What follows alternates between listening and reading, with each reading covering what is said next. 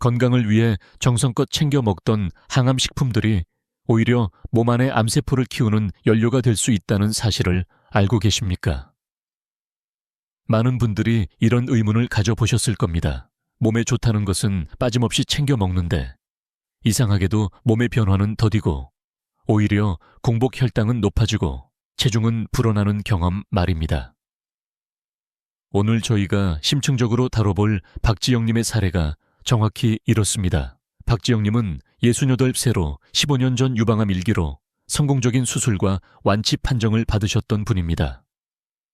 하지만 최근 건강검진 결과는 예상 밖이었습니다. 공복 혈당이 126으로 측정되었고 1년 사이에 체중이 5kg이나 증가한 것입니다. 암의 재발이 두려워 매일같이 항암 효과가 있다는 식품들을 빠짐없이 섭취했지만 오히려 몸의 대사 상태가 악화된 것입니다. 박지영님은 밤마다 대체 내가 무엇을 잘못하고 있는 걸까? 담당 의사 선생님은 혈당 관리가 암 재발을 막는 핵심이라고 강조했는데 도대체 어떤 방식으로 먹어야 하는지 막막하셨다고 합니다. 문제는 섭취한 음식의 종류 자체가 아니었습니다. 핵심은 그 음식을 다루고 먹는 방식이었습니다. 최근 국립암센터에서 발표된 연구 결과는 기존의 암세포 에너지 이론을 100년 만에 뒤집는 충격적인 내용을 담고 있습니다. 암세포는 오직 포도당만을 주된 에너지원으로 사용한다는 통념과 달리 지방산 역시 주요 에너지원으로 활용하며 특히 고지방 환경에서는 암세포의 증식 속도가 무려 5배나 빨라진다는 것이 밝혀졌습니다. 하지만 더 중요한 사실은 단순히 당분을 끊는다고 해서 이 문제가 해결되지 않는다는 점입니다. 똑같은 식품이라도 어떻게 조리하고 어떤 순서로 섭취하느냐에 따라 암세포에게 풍성한 밥상을 차려줄 수도 있고 반대로 암세포의 성장을 굶겨 죽일 수도 있습니다. 조리시간 단 몇 분의 차이가 항암 성분을 90% 가까이 소실시킬 수도 있으며 섭취 순서 단 하나만 바꾸는 것만으로도 식후 혈당 상승폭을 2분의 1 가까이 낮출 수 있습니다.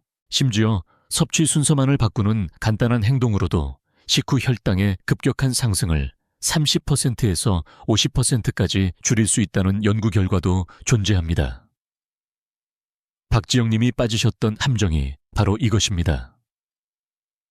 가장 좋은 음식을 선택했지만 섭취 방식이 완전히 잘못되었던 것입니다. 오늘 저희가 상세히 다룰 3가지 식품은 여러분의 장바구니에서 이미 흔히 볼 수 있는 익숙한 음식들입니다. 특별하거나 고가의 식품이 전혀 아닙니다. 마트, 어디에서든 쉽게 구할 수 있는 평범한 식품들이지만 놀랍게도 99%의 사람들이 이 식품들을 잘못된 방식으로 섭취하고 있습니다. 이 3가지 식품만 올바르게 드시는 방법을 터득하셔도 암세포가 의존하는 에너지 공급망을 완전히 차단할 수 있습니다. 또한 이 방법들은 이미 수많은 의학 연구를 통해 그 효과가 확실하게 입증되었습니다. 미국 국립암연구소가 인정한 항암식품 1위가 그중 하나에 포함되어 있으며 존스 홉킨스 대학이 20년간 연구하여 밝혀낸 핵심 항암 성분이 또 다른 식품에 고스란히 들어 있습니다. 우리가 암이라는 질병을 두려워하는 것은 당연합니다. 하지만 우리에게는 하루 3번의 기회가 있습니다. 매일의 아침, 점심, 저녁 식사 시간이 바로 암세포와의 중요한 전투장입니다. 오늘 이 하나의 영상이 여러분의 식탁에 근본적인 변화를 가져올 것입니다. 자, 그렇다면 첫 번째로 절대 피해야 할 치명적인 실수부터 자세히 말씀드리겠습니다. 박지영님이 암 재발을 막기 위해 매일같이 실천했던 방식이 바로 이 첫 번째 실수에 해당합니다. 박지영님은 매일 군고구마를 2개씩 드셨고 브로콜리는 부드러워질 때까지 푹 삶아 드셨으며 양배추는 생즙을 내어 마셨습니다. 건강을 위해 정말 열심히 노력하셨던 것입니다. 하지만 그 결과는 어떠했습니까? 공복 혈당 126, 그리고 체중 5kg 증가라는 악화된 상태였습니다. 도대체 왜 이런 일이 발생했을까요? 먼저 고구마부터 살펴보겠습니다.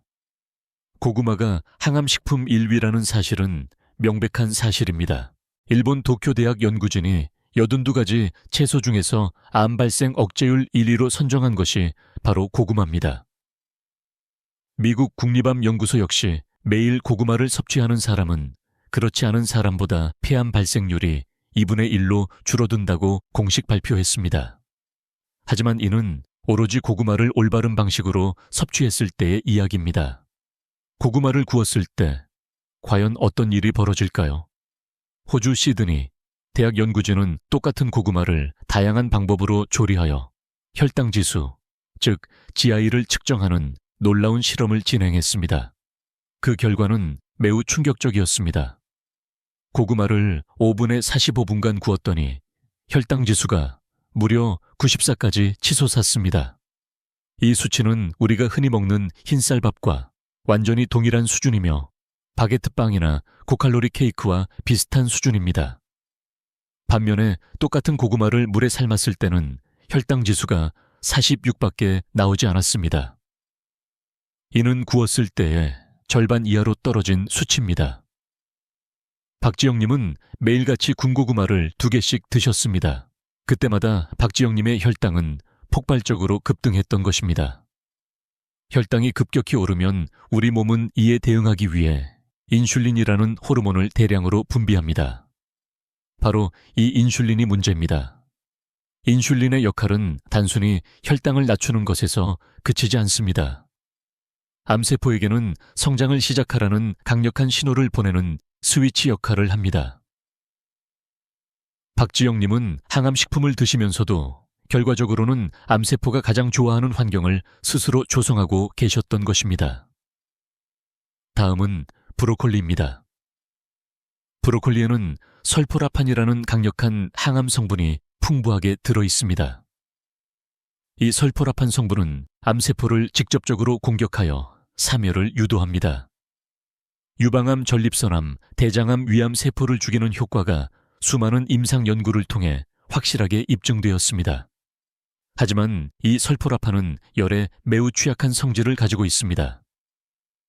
이탈리아 나폴리 대학에서 브로콜리의 다양한 조리법에 따른 성분 변화를 비교 연구했습니다. 브로콜리를 물에 푹 삶았더니 설포라판의 함량이 최대 88%까지 소실되는 것으로 나타났습니다. 대부분의 항암 성분이 날아가 버린 것입니다. 반면에 튀기거나 볶는 조리법에서는 36% 감소에 그쳤고 찌는 방식으로는 20% 정도만 손실되었습니다. 박지영님은 브로콜리를 부드럽게 드시기 위해 10분 이상 푹 삶으셨다고 합니다. 이렇게 되면 핵심 항암 성분이 대부분 물속으로 녹아 없어지게 됩니다. 결국 초록색 채소를 드셨을 뿐 실제적인 항암 효과는 거의 없는 채소를 섭취한 것과 다름없습니다. 설포라판을 만들어내는 핵심 효소가 있는데 이 효소의 이름은 미로시나제입니다. 이 효소는 열을 받으면 즉시 활성을 잃고 파괴되어 버립니다. 효소가 파괴되면 설포라판이 생성될 수가 없습니다.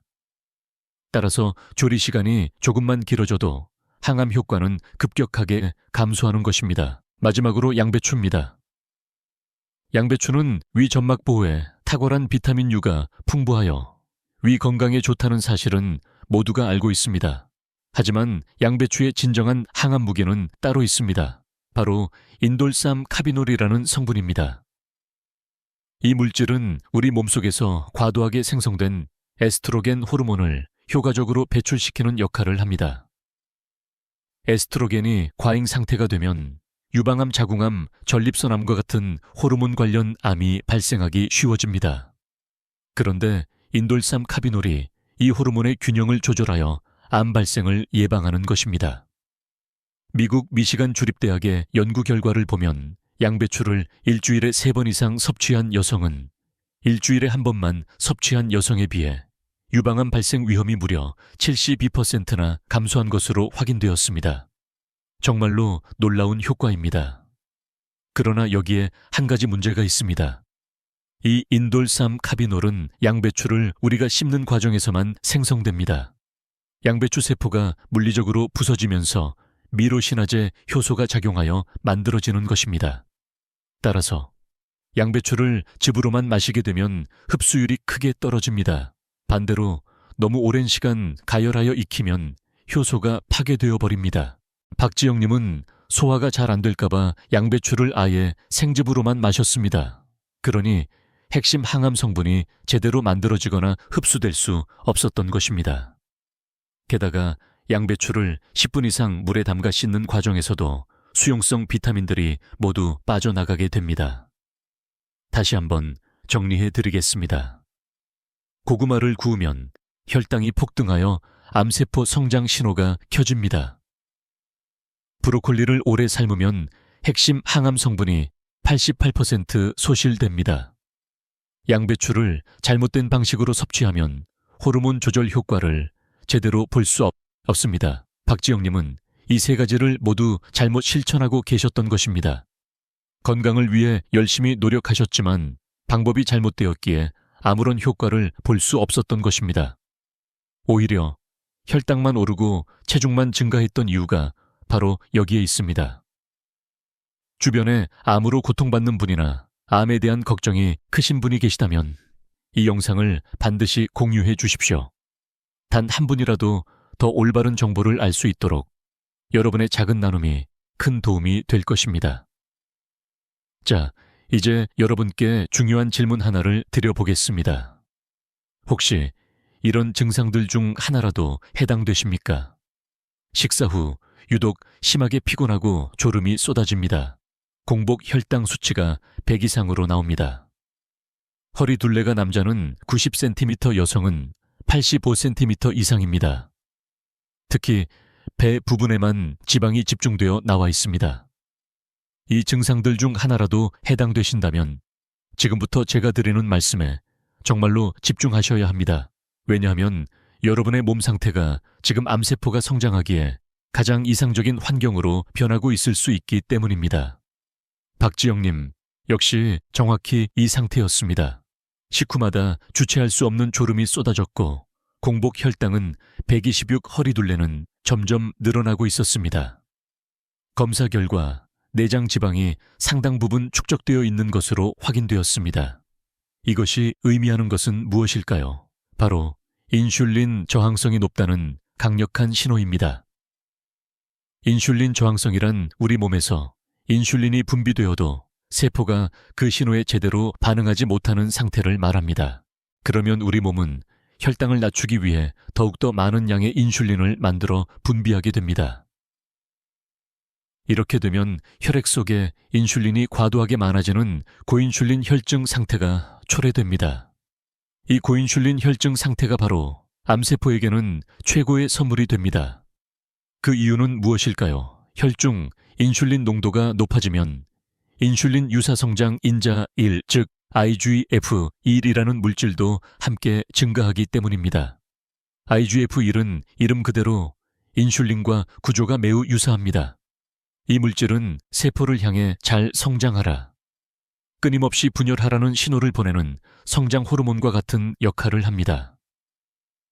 원래는 어린이와 청소년의 정상적인 성장 발달에 반드시 필요한 호르몬입니다. 하지만 문제는 이 성장 신호가 암세포에게도 똑같이 전달된다는 점입니다. 실제로 연구 결과를 보면 혈중 IGF-1 농도가 높을수록 대장암, 유방암, 전립선암, 폐암 등의 성장 속도가 훨씬 빨라진다는 것이 명확하게 확인되었습니다. 암세포에게는 성장 스위치를 켜주는 것과 마찬가지입니다. 결론은 이것입니다. 혈당이 자주 급등하면 인슐린 분비가 잦아지고 IGF-1도 함께 상승하며 암세포는 그때마다 폭발적으로 성장하라는 명령 신호를 받는 것입니다. 게다가 높아진 혈당 자체는 암세포에게 직접적인 에너지를 끊임없이 공급해 줍니다. 그렇다면 암세포는 당을 어느 정도나 소비할까요? 암세포가 정말로 무서운 이유는 정상 세포에 비해 포도당을 무려 3배에서 8배까지 더 많이 집어삼킨다는 사실에 있습니다. 이는 1931년 노벨상을 수상한 오토 바르부르크 박사의 중요한 발견이기도 합니다. 바르부르크 박사는 정상세포는 산소를 이용하여 효율적으로 에너지를 생성하지만 암세포는 산소가 충분함에도 불구하고 비효율적인 방식으로 포도당을 태운다는 이상한 현상을 발견했습니다. 왜냐하면 암세포는 끊임없이 빠르게 분열해야 하므로 당장 쓸 수 있는 에너지를 확보하는 것이 가장 중요했기 때문입니다. 효율은 떨어져도 속도가 빠른 방식을 선택하는 것입니다. 이러한 포도당 대사는 단순히 에너지를 제공할 뿐만 아니라 암세포 분열에 필요한 새로운 핵산과 단백질 지방 등을 합성하는 건축 재료까지 제공합니다. 그런데 최근 우리나라 국립암센터 김수열 박사팀이 100년 만에 또 하나의 새로운 사실을 밝혀냈습니다. 암세포는 포도당만 먹는 것이 아니라 지방산 역시 중요한 에너지원으로 사용한다는 것입니다.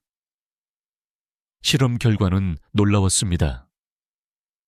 쥐들에게 동일한 칼로리를 공급하되 한쪽에는 고지방 식사를, 다른 쪽에는 고탄수화물 식사를 먹였더니 고지방 식사를 한 그룹에서 암 성장 속도가 5배나 빠르게 나타났습니다.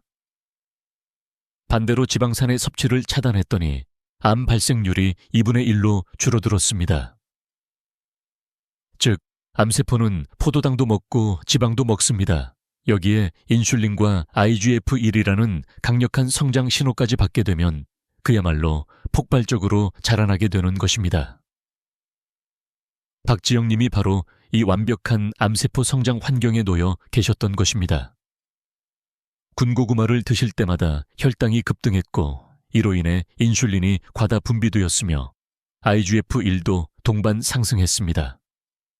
암세포 입장에서는 매일 성장하라는 신호를 받고 거기에 에너지까지 풍부하게 공급받는 최고의 환경이었던 것입니다. 여기에 더하여 고혈당 상태가 지속되면 우리 몸은 만성 염증 상태에 빠지게 됩니다.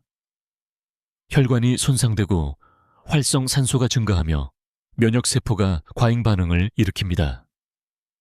이 만성적인 염증 환경이 암세포의 이동과 전이를 촉진하는 조력자 역할을 합니다.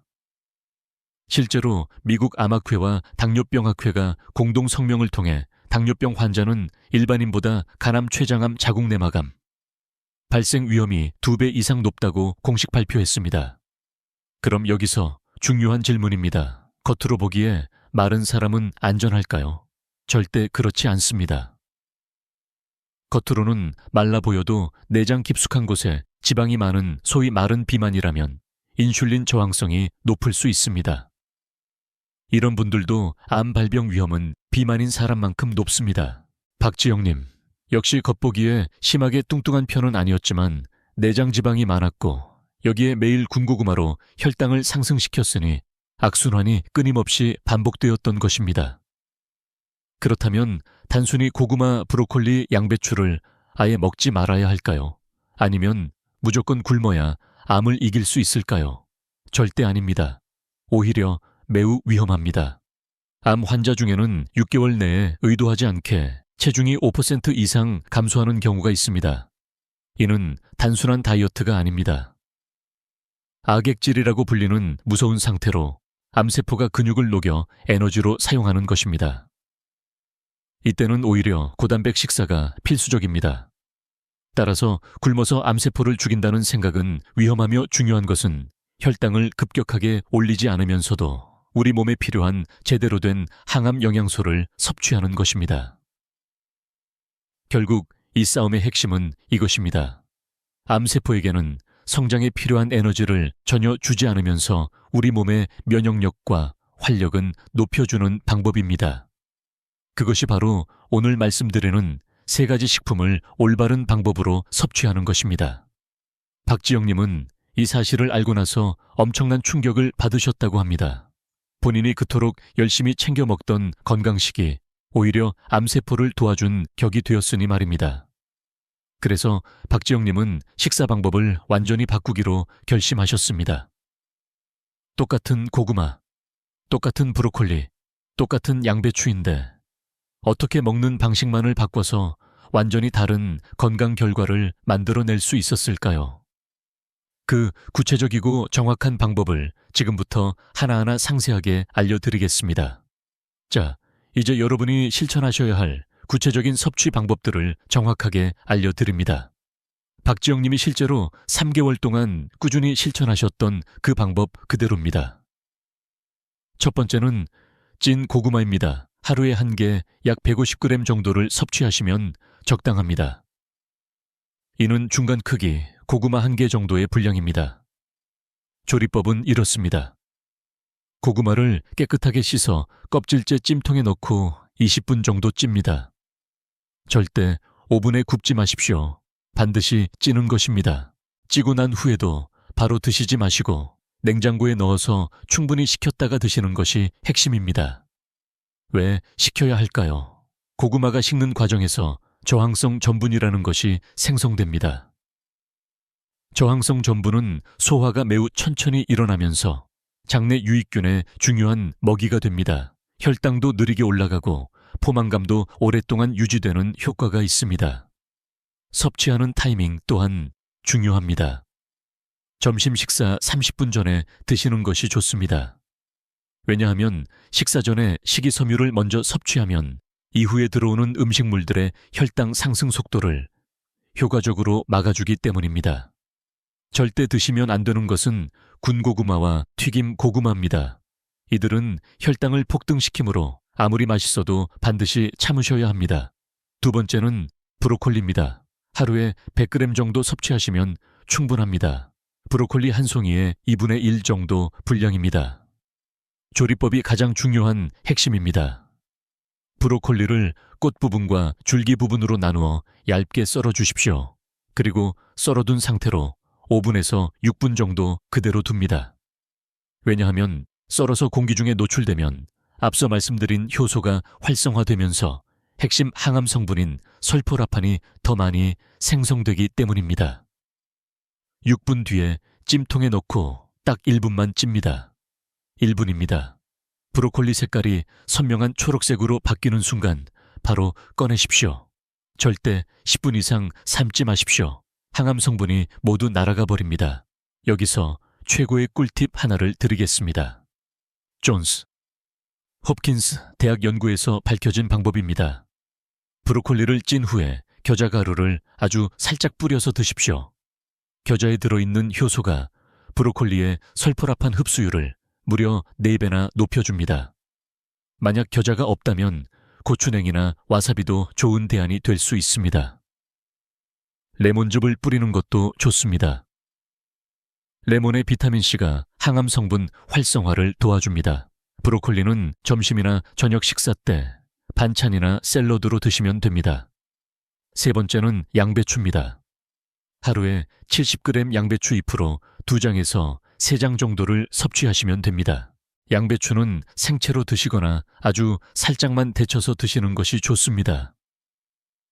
생으로 드실 때는 얇게 차에 썰어서 사과나 당근과 함께 샐러드로 만들어 드시면 좋습니다. 사과의 비타민C가 양배추 영양소의 흡수를 도와줍니다. 데쳐서 드실 때는 끓는 물에 1분에서 2분만 살짝 데칩니다. 너무 오래 익히면 효소가 파괴되므로 주의하십시오. 물에 10분 이상 담가 씻는 것도 피해야 합니다.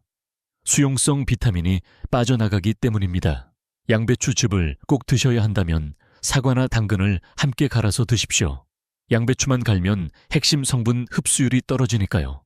양배추는 아침이나 저녁 식사 때 반찬으로 드시면 됩니다. 자, 이제 가장 중요하다고 강조했던 것 하나를 더 말씀드립니다. 바로 음식을 먹는 순서입니다. 식사할 때 이 순서를 철저하게 지키십시오. 양배추와 브로콜리 같은 채소류를 가장 먼저 드십시오. 그 다음으로 생선이나 고기 같은 단백질을 섭취하고 마지막에 고구마나 밥 같은 탄수화물을 드십시오. 왜 이 순서가 중요할까요? 식이섬유를 먼저 섭취하면 위장에서 끈적한 그물망을 형성합니다.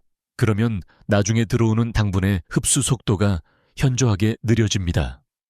이렇게 순서만 바꿔도 식후 혈당 스파이크를 30%에서 50%까지 줄일 수 있습니다. 박지영님의 3개월 실천 계획을 정리해 드리겠습니다. 아침에는 양배추 생채 샐러드 한 접시를 먼저 먹습니다. 점심 식사 30분 전에는 찐 고구마를 식혀서 1개 먹습니다. 점심 식사 때는 채소 반찬을 먼저 먹고 그 다음 단백질 마지막에 밥 순서로 먹습니다. 저녁 식사 때는 브로콜리를 1분만 찐 것에 겨자를 뿌려서 반찬으로 먹습니다. 역시 채소, 단백질, 탄수화물 순서를 지킵니다. 이것이 전부입니다. 특별하거나 복잡한 것은 없습니다. 마트에서 쉽게 구할 수 있는 식재료이며 조리법도 전혀 어렵지 않습니다.